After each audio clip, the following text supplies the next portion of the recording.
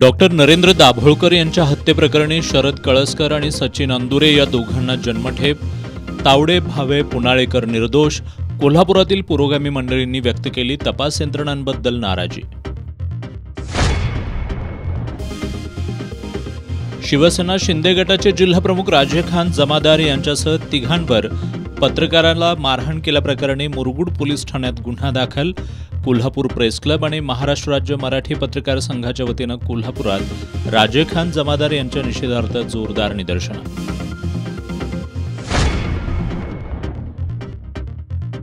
दिल्लीचे मुख्यमंत्री अरविंद केजरीवाल यांना अंतरिम जामीन मंजूर. कोल्हापुरात आम आदमी पार्टीच्या कार्यकर्त्यांनी साखर पेढे वाटत साजरा केला आनंदोत्सव. करवीर निवासिनीच्या गाभाऱ्यात आंब्यांची आरास, उत्सव मूर्तीची हिंदोळ्यावरील पूजा. अक्षय तृतीयेनिमित्त करवीर निवासिनी श्री अंबाबाईच्या दर्शनासाठी भाविकांची गर्दी.